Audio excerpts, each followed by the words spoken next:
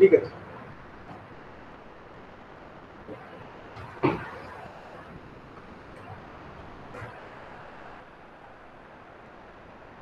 বেগুনি না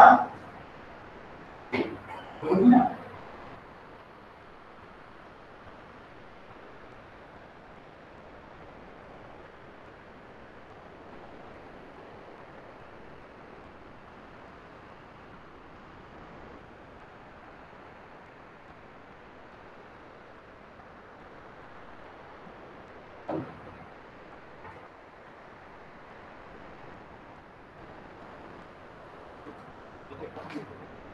ওটা pin option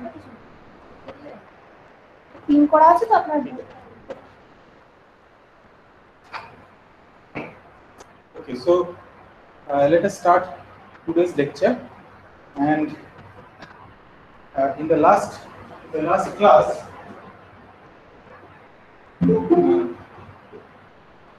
we discussed that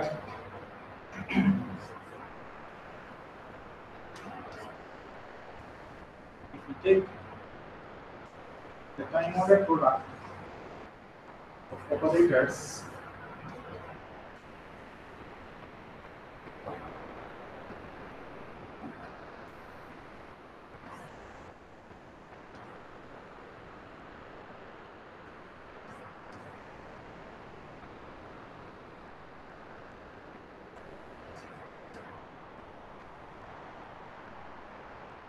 so this is the time ordered product of operators at various times t1 and tn. And if we take the matrix element of this thing between these two states, then we derived in the last class that this is equal to this path integral.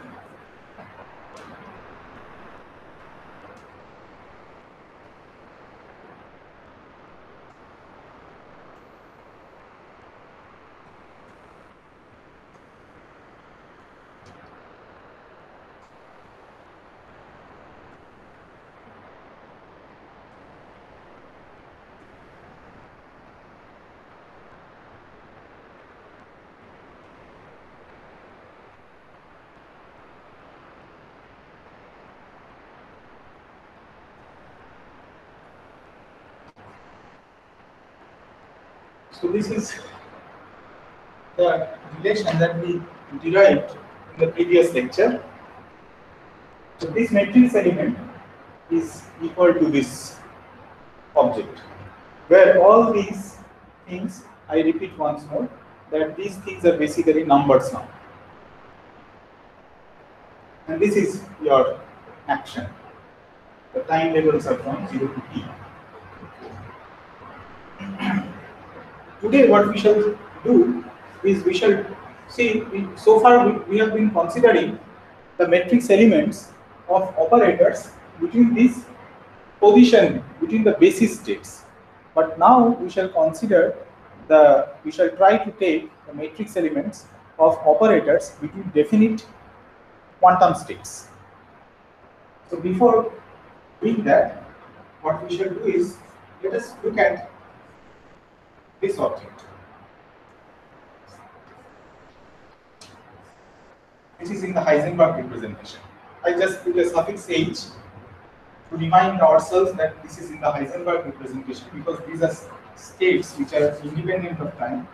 And what this object basically means is the probability amplitude of transition from a state psi I at time ti to a state psi f at time tf.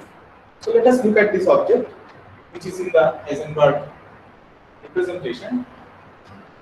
And what we shall do is, we shall put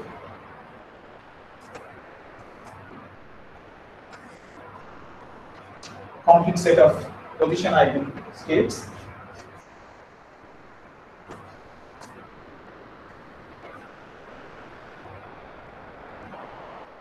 time t, this is the time t, You can label this time capital T as TF also, and the initial time Ti we have set it to be 0.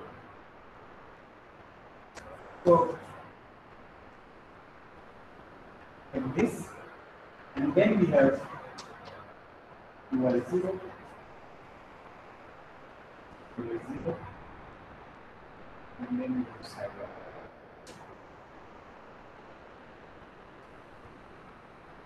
So this is just this overlap, and now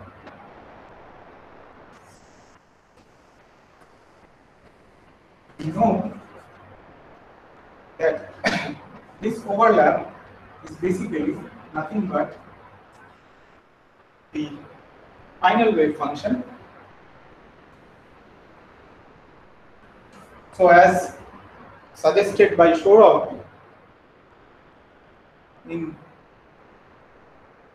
at the beginning of this course, I put a label over here to denote that this is the final wave function. And then we have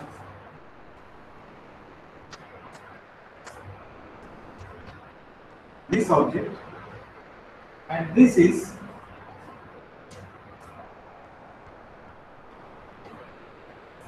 the initial wave function at the time t is equal to 0. And what is this object? This is our well-known object that we have been discussing so far. This is the propagator, for which we have a path integral representation. Therefore, you can write this thing down as integral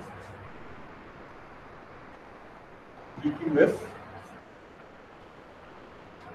dqy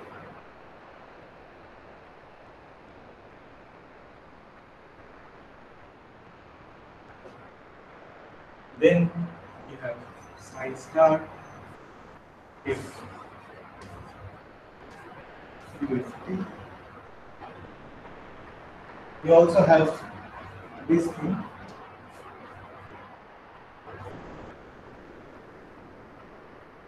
and we know the path integral representation of the propagator.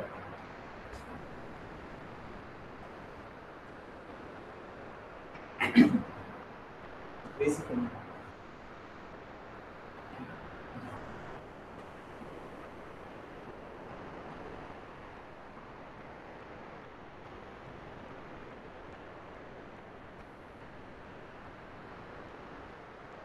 so you see that this overlap between an initial state at time ti and a final state at time tf is equal to this object. We have a path integral representation for that.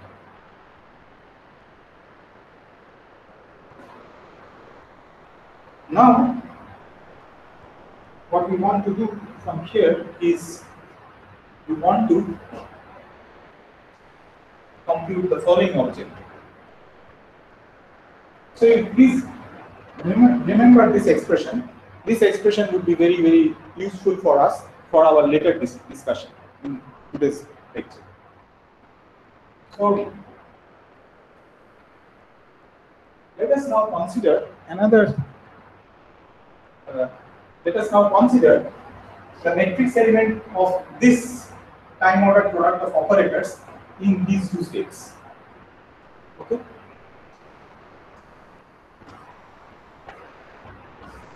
So let us try to calculate what this is.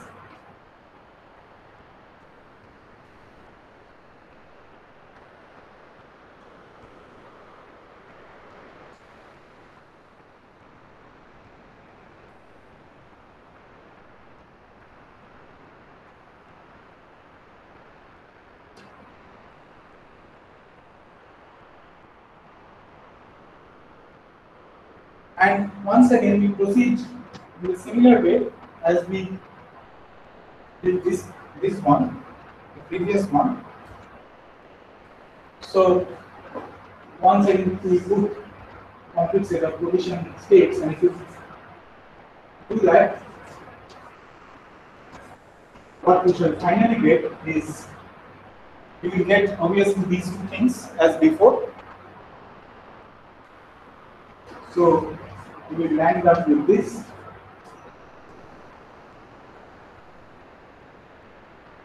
and then we have this, and then with this we will have, along with this we will have QFT is a time ordering product. This T is not this T. This is a notational problem now. So I will just denote it by bold kind of T. This is a time ordering. This denotes the time ordering, and this denotes the final time capital T. So what we have now here is Q1, you have P1, Q have. So this gives us the time ordering and the initial state is. So we can see that this expression is basically nothing but this thing times this thing.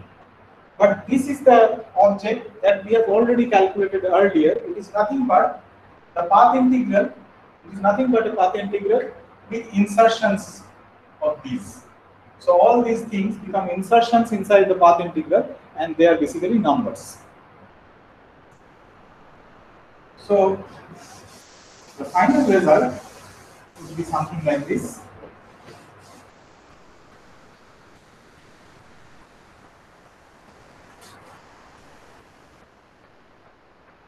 The final result would be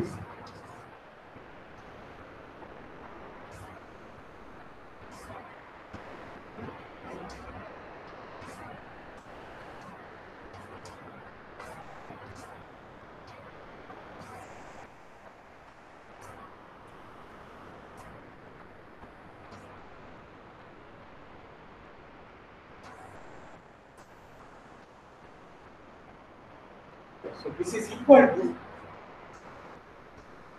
dqf and dqy psi star if ufc and I ey0, and then we have this object, but this object we have already calculated earlier. This is dq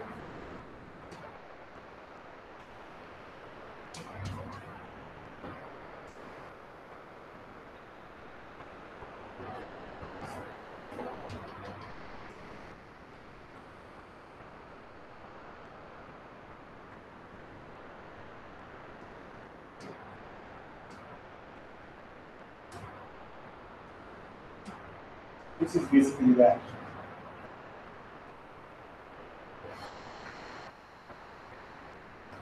So this object is basically a correlation function. You can call it to be a correlation function because this gives you a matrix element between these two states. And this correlation function is in definite quantum states. And this object is basically equal to this thing. In the path integral language, this matrix element or correlation function is basically equal to this thing, this object. Now, what we shall do with this expression, see this was a final state. Now let us, from this object, this is an arbitrary matrix element, but now let us consider expectation values. Let us make this I. So once we change psi f to psi I, this object now becomes an expectation value of what? Expectation value of this product of operators, time ordered product of operators in these two states. Okay. So if I take the expectation value, then the only change that we will have is this becomes psi I. So this becomes psi I star at QFT, this is psi I QI0, and the rest remains the same. So this is an expectation value, and we can denote this object in the following way.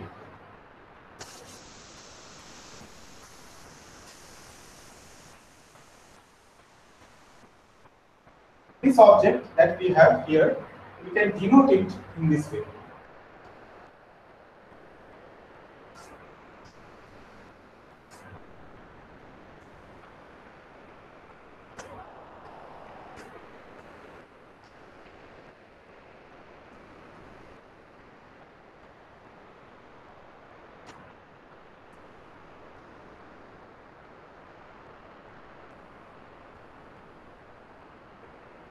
and that is equal to this. Okay. So since this is an expectation value because this is the matrix element, or this is a matrix element of this operator between the same two states, so it is an expectation value, and that we denote it in this way. And this expectation value is basically has a path integral representation like this. Now this is equal to this only when we assume that these states psi I are normalized, right? If these are normalized, then this is equal to this by definition. Okay. But if it is not normalized, if these states are not normalized, then the only change that we need to do in this definition of this expectation value is this object is basically equal to this thing divided by psi I. When psi i's are not normalized, then the only change that we need to do in the definition of the expectation value is that this object is equal to this thing divided by psi I psi I. But if psi I is normalized, then this factor is equal to 1, then by definition this is equal to this, just the numerator. So if it is not normalized, you have to divide by psi I by psi I psi L, and therefore this expression that we have will need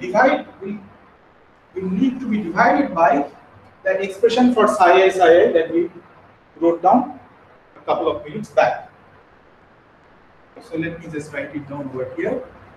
We have a psi I psi I, and that is nothing but, it is basically this expression that you have. It will be psi I star psi I, and then you will have a path integral representation for the probability.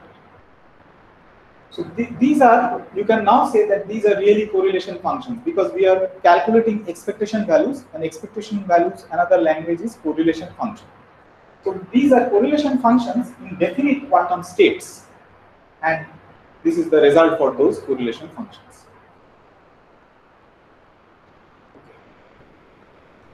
So now we shall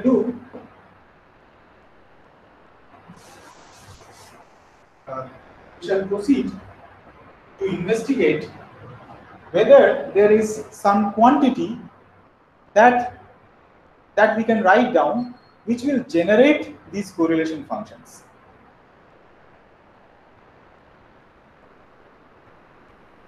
So this is like the generating function for Hermite polynomials. So we write down a generating function, and we see that when we expand it in a series, we see that we get the Hermite polynomials.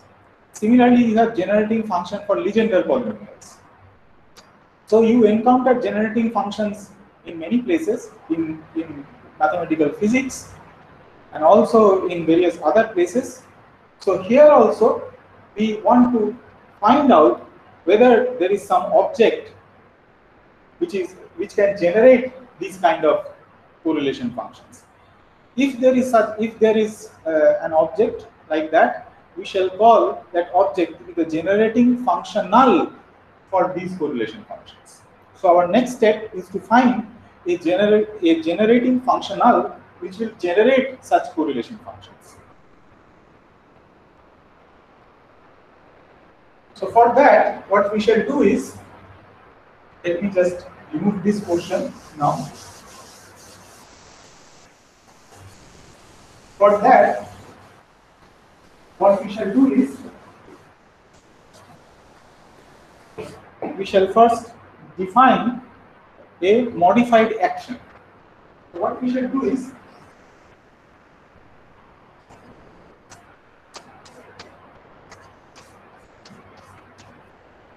we shall define an action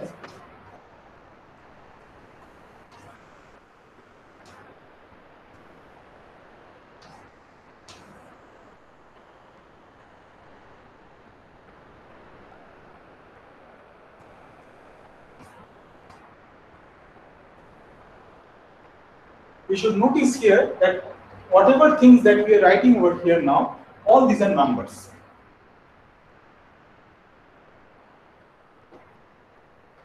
So you see that the only difference between this and this is that, so S. What is S naught? What is basically? Yes. So the second integral part is not a function of small t. This is a function of capital T. Functional of. Just a minute. Just a minute. I'm coming to you in a moment. Yes, please. Please. The second integral part is written as 0 to capital T j. Yes. This is not a function of small t that has written in left side. That is a function of capital T. See, that is what I explained in the last class. You see, this is a notation. This left-hand side is not a function. Functional. This is a functional of what? Of Q. Yes. Okay. But Q, I'm just putting a label over here. That is not important here. This does not mean this SQ square bracket Q function of T. It does not mean that this S is a function of T. No, it is not a function of T. Yes. It is just a label here. You can rub it out. You can just you can remove this. This is just to remind you the fact that the Q's that you have in your problem are functions of time t. This is just a reminder. But it does not mean that the action is a function of time t. No, it is not a function of time t. Okay, sir. It is a functional of Q, of the position coordinates. But why we put the Q bracket time t? Why we put it as Q function of t? Just to remind ourselves that Q is a function of time t. Okay, it is just a label to just so that we remember what these Q's are and what these J's are. This writing, I repeat once more, this does not mean that this is the left hand side is a function of time t. No, because time t has been integrated out. Okay, it can be a function of these endpoints of these times. If I had put a ti here and tf here, then S is definitely a function of ti and tf. Yes. Here I have put this ti to be 0, so it will not come in the left hand side.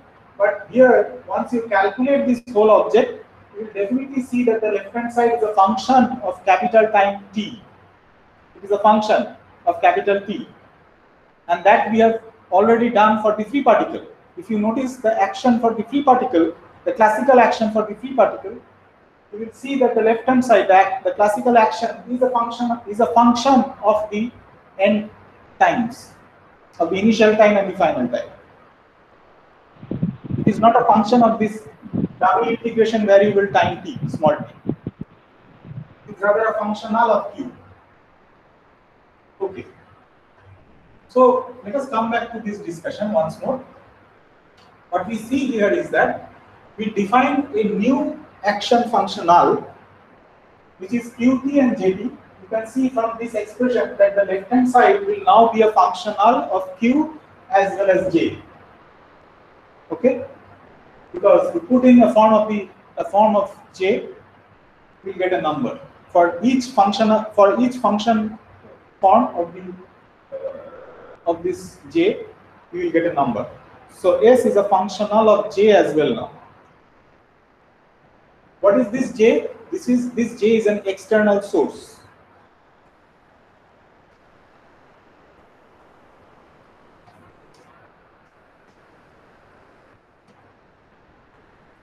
External source. See here the physical concept for this external source is not that clear enough. This is an external source for these Qs. But when we move on to doing quantum field theories, once again we shall use this external source, and there the external source will be for sure the source for this field phi. When we do field theory, what will happen is that this J will become the external source, and these Qs will be replaced by the quantum fields, and these J's will be the sources for these fields, phi's. Okay. For example, in electromagnetism, you have J mu, A mu. So J is the source for the photon field, for the gauge field. So that is why we have a term like J mu mu. And what is this source? This source is the fermions, is the fermionic current. So the fermionic current, the electron current density gives you this photon field, J mu mu. So in field theory, it is quite clear about the physical meaning of this J. But here we just take that, borrow that concept, and we say that this is some sort of an external source. And what we do with that, we define a modified action of this form.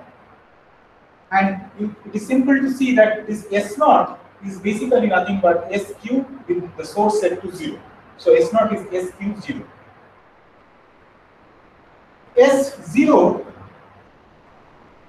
is only a functional of Qt, and it is this object that defines the dynamics of the system. So this is 0 to T, L, Q, Q.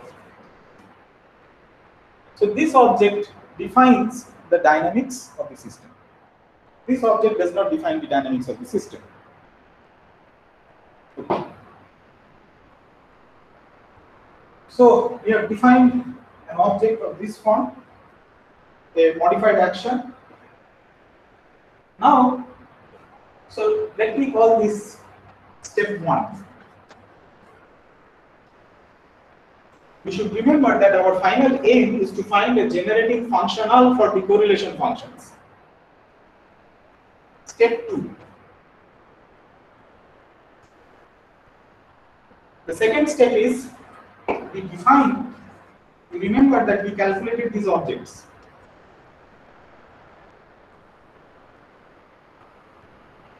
We calculated these objects just a few minutes back, and now we define an object this way. What is this?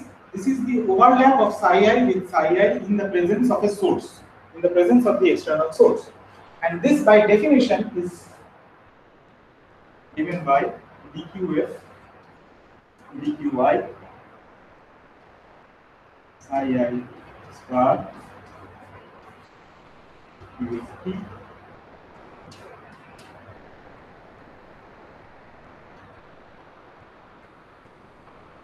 by 0, and then we have this propagator. We had the propagator earlier, but there was no source there, and we wrote down a path integral representation for that. Here also we will have a path integral source. What will happen is the following.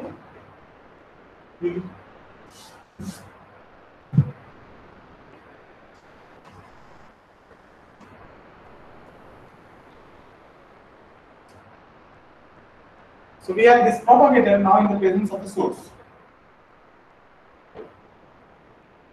and that is equal to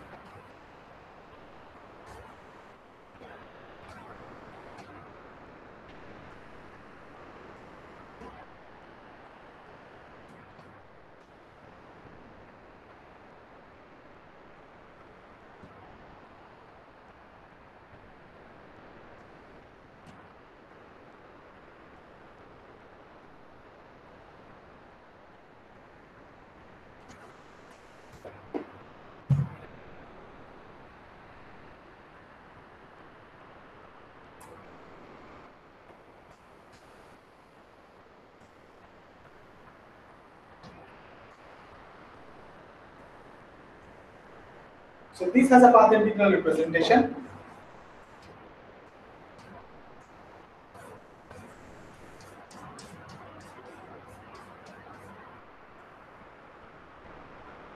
So earlier we had this psi I. It was just this object dq with S0 sitting over here, but now we have the action in the presence, defined in the presence of a source. So this is the second step. And what is psi I j is equal to 0?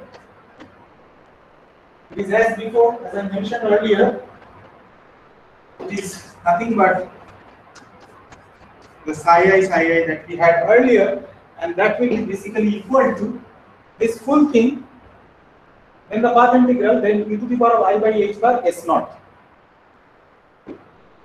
That we have already seen earlier. So we have now defined the second object by using this modified action. We have defined this object. Okay. Let us now, there will be an I over here. Okay. So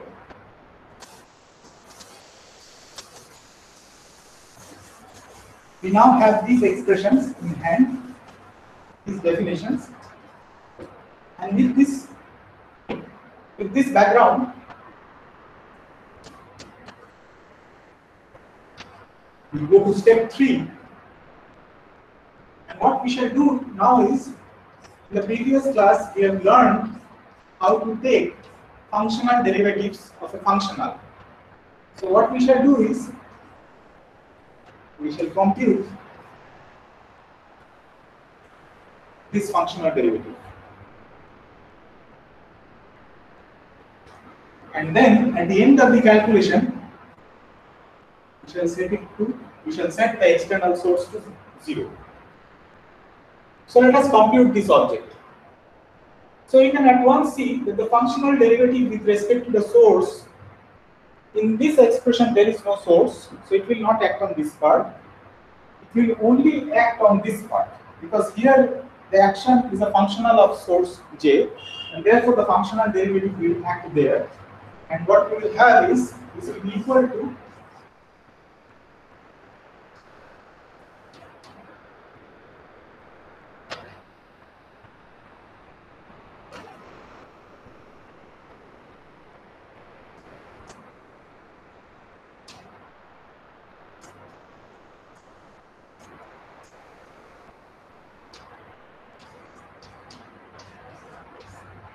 this,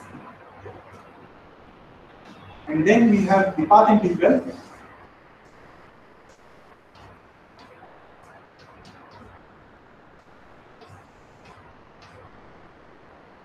As I mentioned, that writing this thing is very important, because this reminds us what are the boundary conditions are. And then this will act on this thing, and that is just like we do in ordinary derivatives. This will be the chain rule that we have. So this will give us I by h bar del s del j_t1, and then we will have this e to the power of I by h bar s to j, and then evaluate this at j is equal to 0.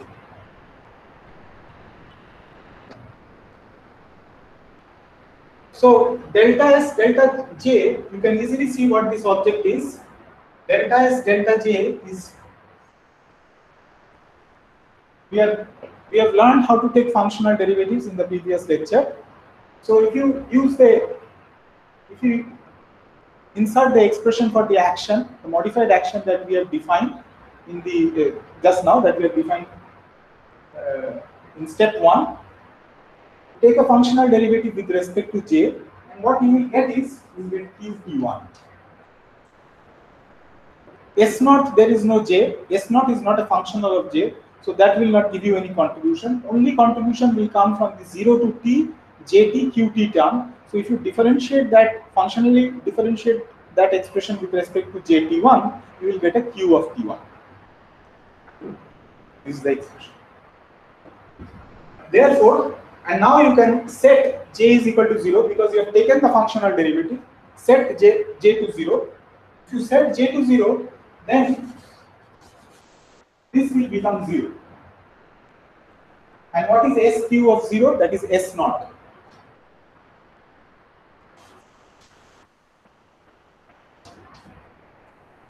So you just have an S0, and this is your expression, final expression.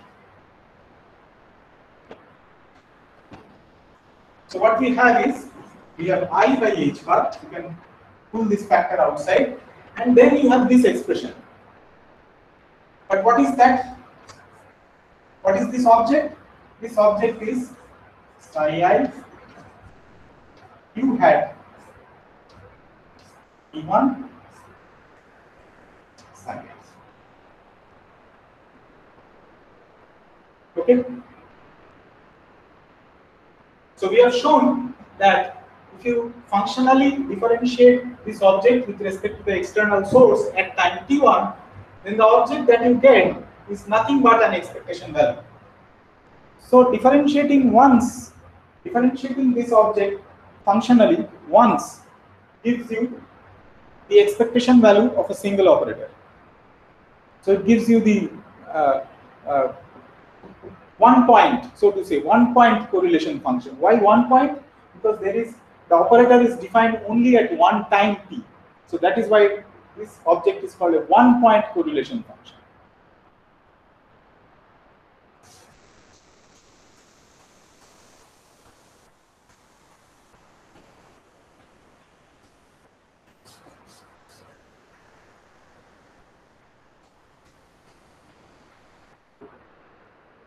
Now,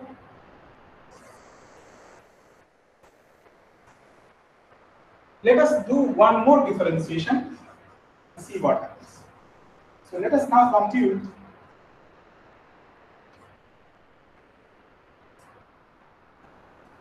this object.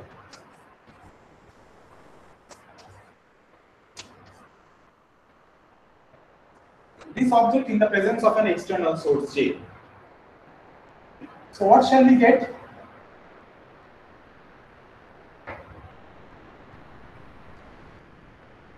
So I will just write this down and I will change this to S Qt with J. So if you differentiate this thing once, you will get I by h bar this thing. Now you are differentiating once more, so that will give us integral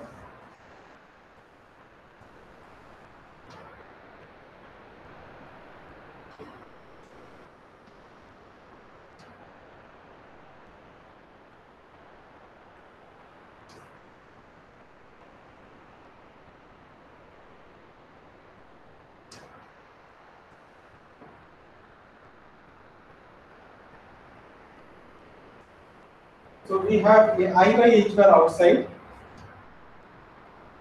coming from this one.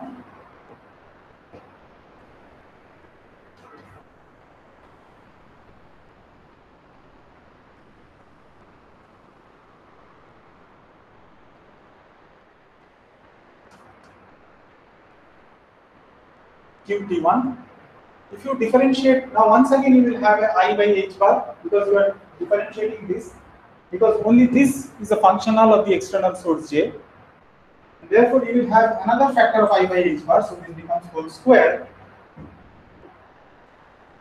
And since this is a functional differentiation at the point at the time t2, therefore you will have q function of t2. Please remember that all these are functions, these are not operators. So you can place anywhere you like, you can place them anywhere you like.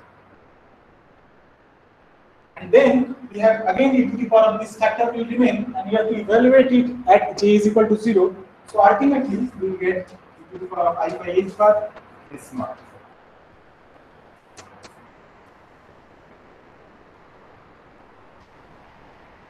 So this evaluated at j is equal to 0 is equal to this expression. But we have seen earlier that this expression that we have is nothing but psi I, the time ordered product of u hat t1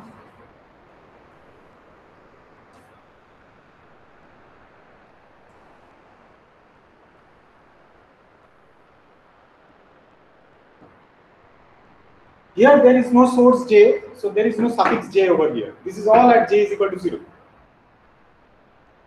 So when you write down this expression in the operator language, now you have to introduce the time ordering, because you have operators defined at different times. That is why we require a time order. So what we find is that when we functionally differentiate this object twice at two different times t1 and t2 with respect to the source, external source j, and evaluate the final expression at j is equal to 0, that gives you the expectation value of the time order product of two operators. So this object, if you differentiate twice functionally, that gives you the 2-point correlation function, because there are two times. The operators are defined, there are two operators defined at two different times. So this object is basically the 2-point correlation function. So we can already see that this object is generating the correlation functions. Indeed, it generates the correlation functions, the 1-point correlation function, 2-point correlation function. And you can go on in this way, and you can see that this psi overlap in the presence of an external source j, they generate, if you differentiate that functionally with respect to the source, n times, you will get all the n-point correlation functions. Therefore, now we can write down a general result. The general result is the following.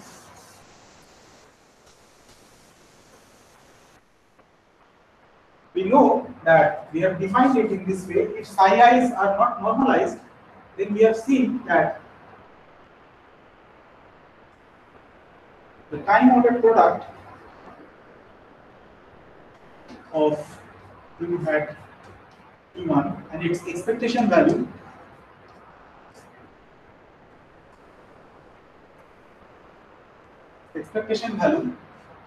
is by definition psi I time ordered u hat t1 u hat tn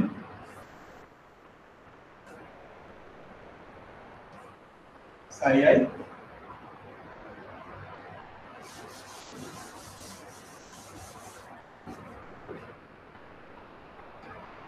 divided by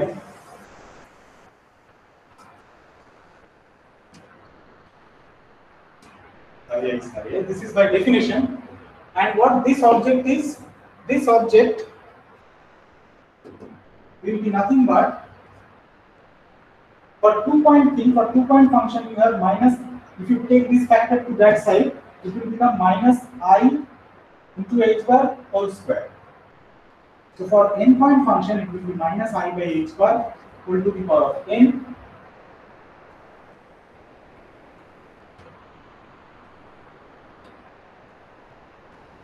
There is no source here, all these are defined at j is equal to 0. And then we have this object, that is delta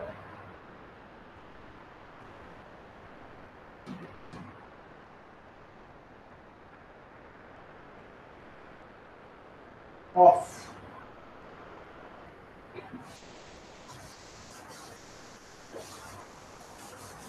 Sir, don't we write delta suffix n?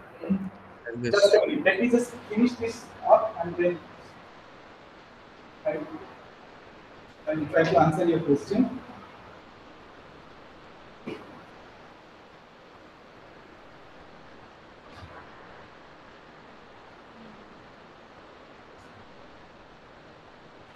Psi I at j. Please. Yes. Sir, I am saying that don't we write delta suffix n? I mean, Which one? This delta? no, the numerator delta. The above delta. Delta suffix n. Yes. Yes. So here also you will have delta 2. Delta 2. Yes. You will have that. It will be delta 2, del j2, del j1. Good. So this will be delta n, delta j1. So this is how, it is just the analog of the ordinary derivative that we have, nth order derivative. It is the nth order functional derivative.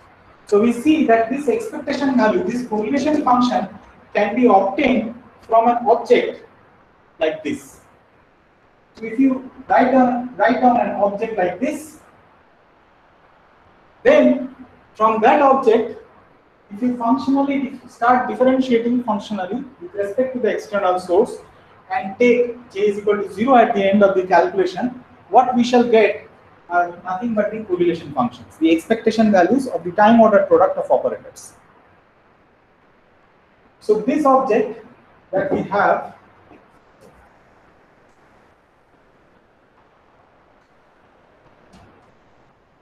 is really something which is proportional to the generating functional. And we denote the generating functional. Why it is a functional? Because this object is a functional of the source j, external source, and it is customary to denote that generating functional by this symbol, capital Z functional of j. So this object is really something proportional. It is the generating functional, and we denote it by this object. Differentiate it functionally, we will get, with respect to the external source, we will get the various correlation functions.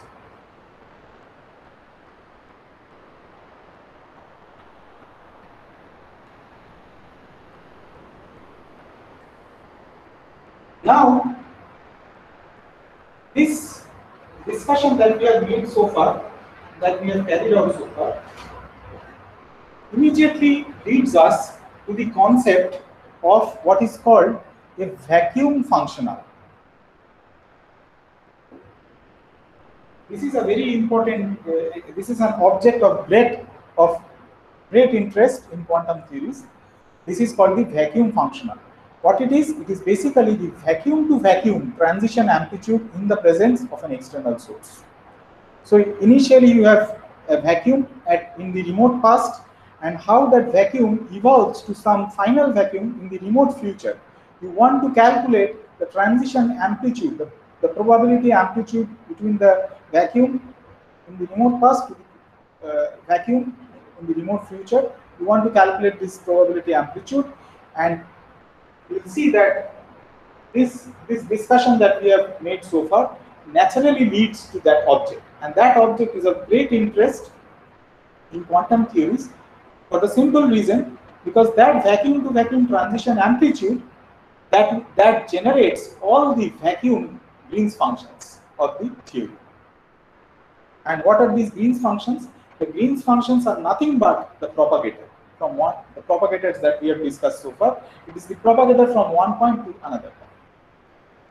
So the vacuum to vacuum transition amplitude gives all the vacuum correlation functions, which are actually called the Green's functions of the theory. Yes, please. Sir, what is meant by the transition of vacuum? I mean, there are no quantized states in that case we can consider. I could not follow your question. Please repeat it once more.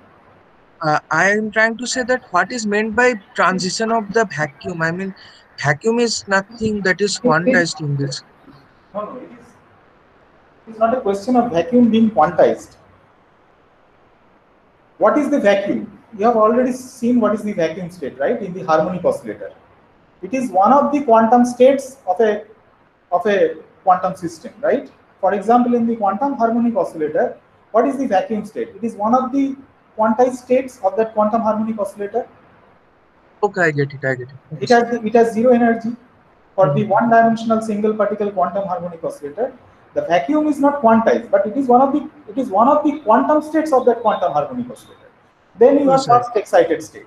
First excited state means it has energy E1. Then you have second excited state, it has energy E2. And these energy levels are also quantized for the single particle quantum harmonic oscillator, right? Yes. So that is the vacuum. But in field theories, in quantum field theory, we have a different motion of this vacuum, right? The concept of this vacuum changes. Why? Because in field theory now, see, in the quantum mechanics that you have learned so far, this is the quantum mechanics of a single particle, and you can also do quantum mechanics of 2 particles, 3 particles, whatever. But whatever you have learned, like particle in a box, particle in a potential well, a particle which is tunneling through a potential barrier, particle in a quantum harmonic oscillator, all these problems, hydrogen atom problem, all these problems are single particle systems, and you are doing the quantum mechanics of a single particle, right? And here there is no mechanism by which you can create particles or destroy particles.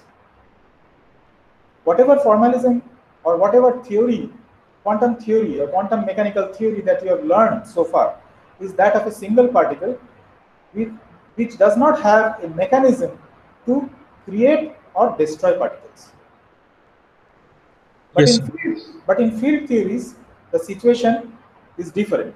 As I mentioned, I just gave you a glimpse. Whatever formalism that we are learning now here is for quantum mechanics. It's for single particle. But in field theory, all this formalism you can just translate it. That you have learned that you are learning here. You can translate this formalism to field theory, and you can say that these Qs will be replaced by the quantum fields, and the sources J, they will be the sources for these fields, external sources for these fields phi. And what these fields phi are? These are objects which has infinite degrees of freedom. See, in single particle quantum mechanics, you have only 1 degree of freedom. In field theory, you have infinite degrees of freedom. And what does this infinite number of degrees of freedom bring in the theory? In field theory, you have a mechanism for creating particles or destroying particles. So, you have a vacuum in field theory, and that vacuum, if you act with the creation operator on that vacuum, you can create particles. So you can create 1 particle, 2 particle, 3 particle in different states. In the same state, if the field is a bosonic field, then you can create infinite number of particles. There can be particles which have the same quantum numbers, or particles in the same quantum state, if the field is a bosonic field. But if the field is a fermionic field, only 1 particle is possible in a quantum state. If you try to create another particle in that quantum state, you will see that you will not be able to do so. This is by the Pauli exclusion principle. And you can actually calculate the statistical potential for 2 fermions. You can calculate that object, and from that object you can see that the statistical potential between the 2 particles, when you try to place the 2 electrons on top of each other, it diverges. That tells you that you cannot create 2 particles in the same quantum state for fermionic fields. But the concept of fields is that in field theory, there is a mechanism for creating particles and annihilating particles. So a field theory is a theory with infinite degrees of freedom because it is a theory of many particles. There, the concept of vacuum is different.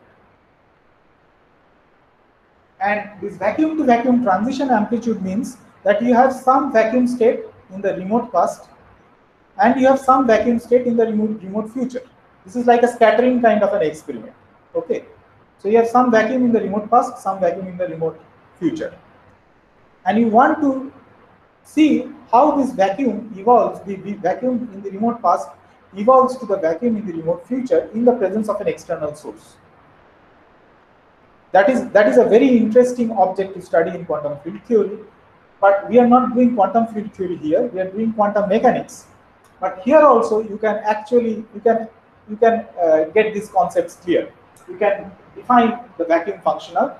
What is this vacuum functional? This vacuum functional is an object like the generating functional. This is basically the generating functional, and it will give you the different endpoint functions or the Green's functions. These endpoint functions of a theory are called the Green's functions of the theory.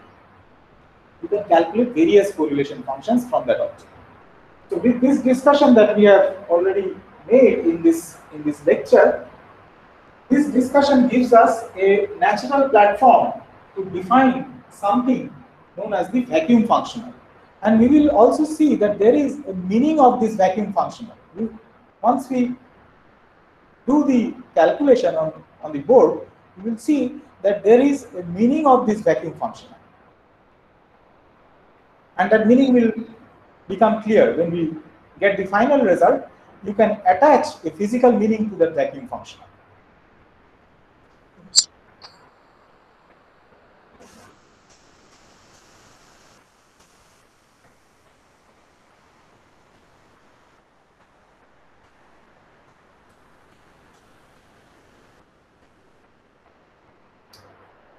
So let us look at this object. I shall slightly modify my notation. So these are two basis states in the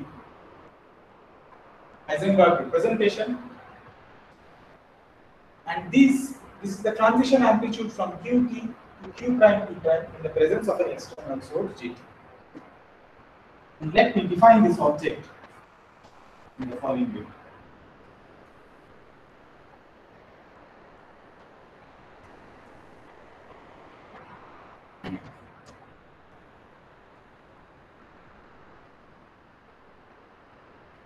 So this is in the presence of a source.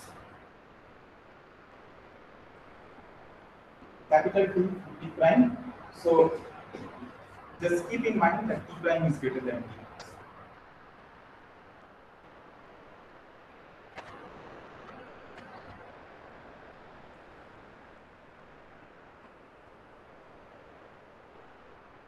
Q dot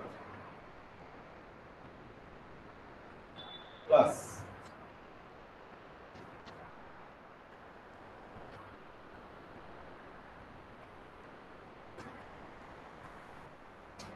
let me define an object like this. So this object we have already seen. We have already seen such an object. This is basically the modified action that we had defined in the earlier discussion. And then we have just put in a path integral. We have put this object inside a path integral and nothing else. Let us now concentrate on this object.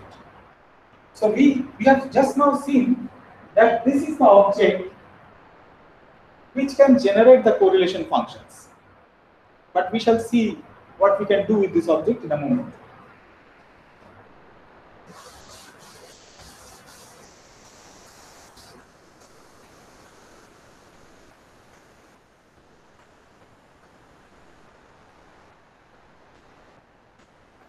All this formalism that we are discussing today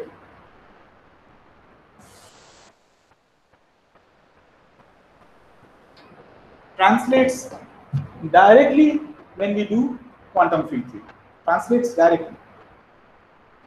Just take this and start doing quantum field theory. Let us now look at this object.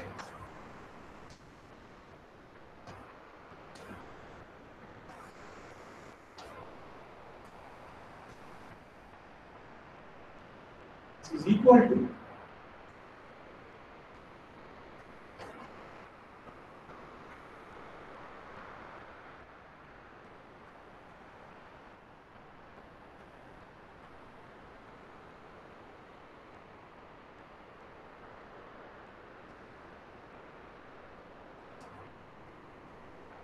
and what we are doing is putting in a complete set of states, position states, eigenstates.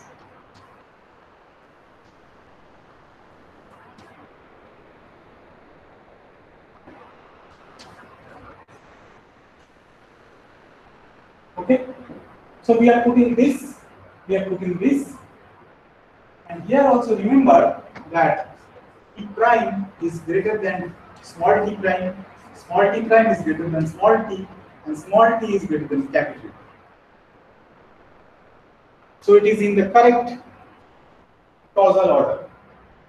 That is how you should always go. Let us now draw a small diagram. This is t tending to plus infinity, t prime, sorry, and then on the left hand side, this is capital T tending to minus infinity.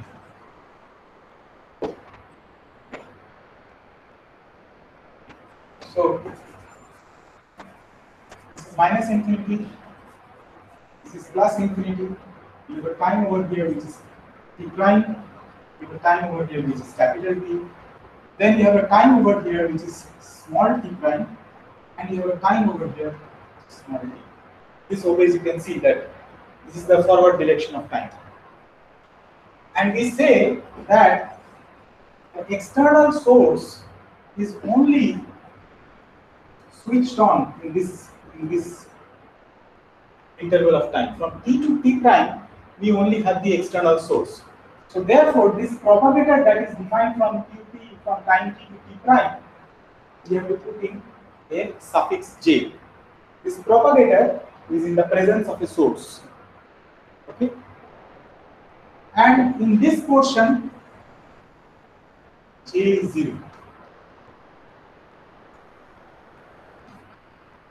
The external source will just switch it off.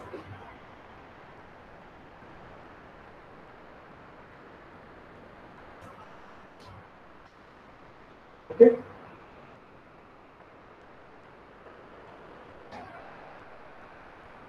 Now, let us look at this expression. This expression, this propagator, there is no source. It is not in the presence of the source. So let us look at that expression.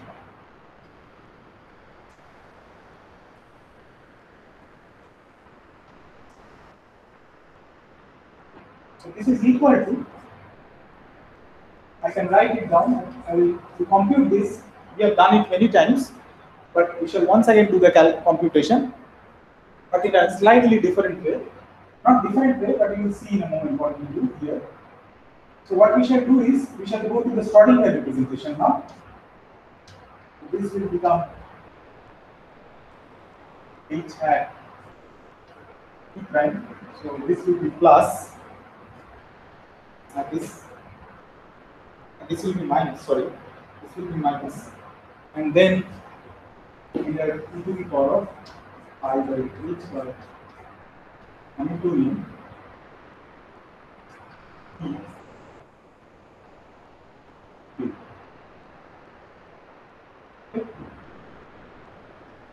So we'll just do this calculation and stop for today. And we'll continue from that point in the next lecture. So we have translated this thing in the Heisenberg representation, the Schrodinger representation. And now we shall put in complete set of energy eigenstates.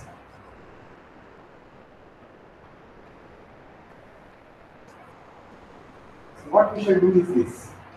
So these m's are energy eigenstates, m's and n's.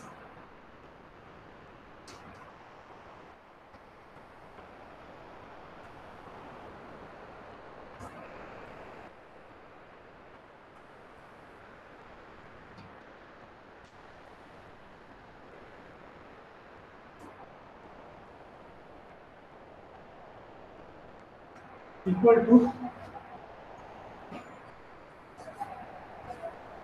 summation over m and n. So this is a double sum now. Now these are energy eigenfunctions. So I denote them by phi suffix m, function of q prime, and these are energy eigenstates. So I will have a factor. So let me write the factor first. So I can write it down in this way, e to the power of minus I by h bar m t prime minus n capital T. Then you have I n t prime, and once this is gone, the eigenvalue is outside now. This with this will be phi n star q. That is what we have. So what we have used is the following. We have used the fact that q prime with m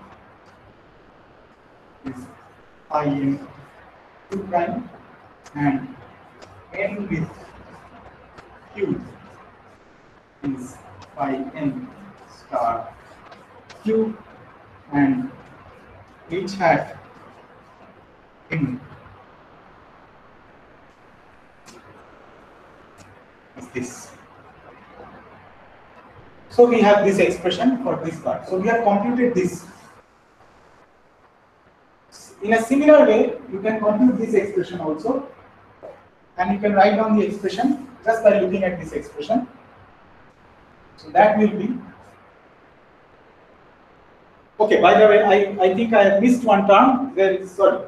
So after this eigenvalue goes outside, these things becomes the energy eigenfunctions, but you have an overlap of n with n. So I missed that term. N with n. And these energy eigenstates are orthonormal. So this is basically omega delta mn. And therefore, if you use that fact, what you will finally get is summation over n energy En t prime minus t. I think I made a small error. So in the notation, because you see that this is q prime, p prime, small q prime, small t prime.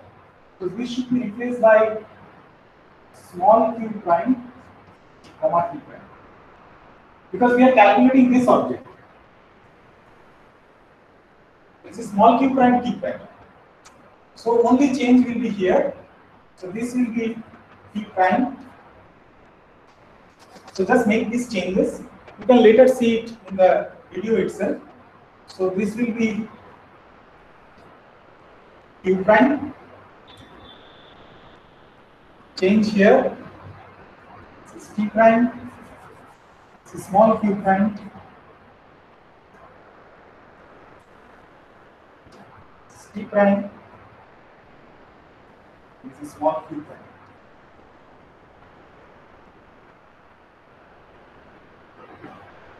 So what we will have finally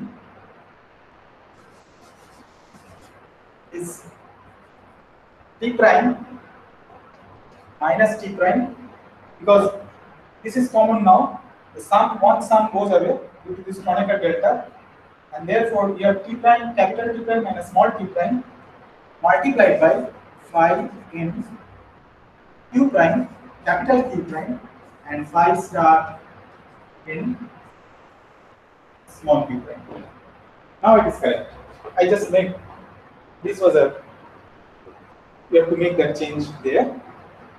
Now you can, once you have this expression, you can once again straight away write down this thing. I just leave this for you to calculate, you do the calculation, and you will see that if you calculate this, you will get summation over n exponential minus I by h bar n t minus capital T.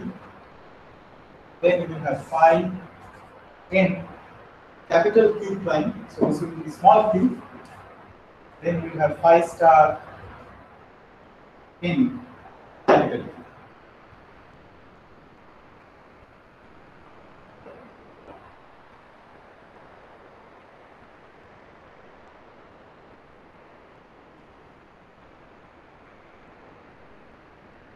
So these are the expressions that we have. So what we have done today is we have calculated this and we have calculated this. These two expressions. So I think it's a good place for us to stop here today. So what we shall do in the next lecture is substitute these expressions that we have calculated for this overlap and this propagator in this expression, and then proceed from there and see what we get finally. We have to take certain limits, and then after taking the limits, we can actually attach a meaning, a proper meaning to the vacuum to vacuum transition amplitude in the presence of an external source. This object is, as I mentioned earlier, is a very interesting, is a very important object in quantum theories, because this object, if you functionally start differentiating with respect to the external source, this object will give rise to various correlation functions, various Green's functions, various endpoint functions. So that is why this vacuum to vacuum transition amplitude is very important. So we shall proceed from here in the next lecture. Thank you very much for today.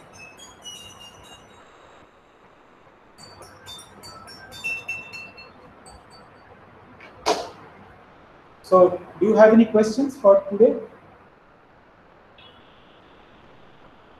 So please, I would just suggest that please go through the things, the material that has been discussed in today's lecture and all the previous lectures, and also try to work these things out yourself. For example, I leave this thing as an exercise for you to calculate and see whether you really get this as the final answer. So please do these small steps that I leave for you to do, and see whether you can. And if you do this, I'm sure that you can follow the future lectures as well.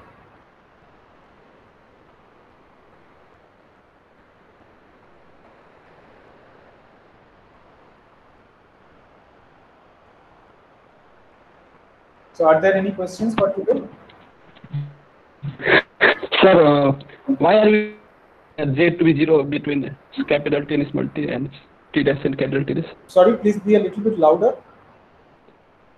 Sir, why are we taking J, the source, to be 0 and T to T dash T and small t dash capital T dash? This is our construction. We want to construct an object in such a way. We want to construct this object in that particular way. This is by definition. This is the object that we have written down over here. That is by construction. We want to make the source, switch on the source only in a particular interval of time, and in the rest of the parts, we don't want the source to be there. So in the remote past, you have some state. There you don't have the source, but you want to see the transition amplitude of that state to some final state in the remote future in the presence of an external source which has been switched on in some finite period of time from t to t prime in some intermediate time. This is how you construct the object and see what you get out of it.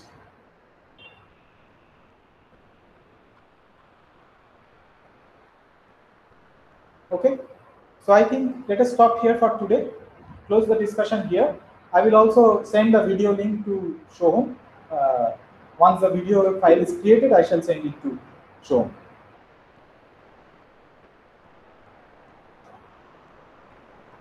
Okay.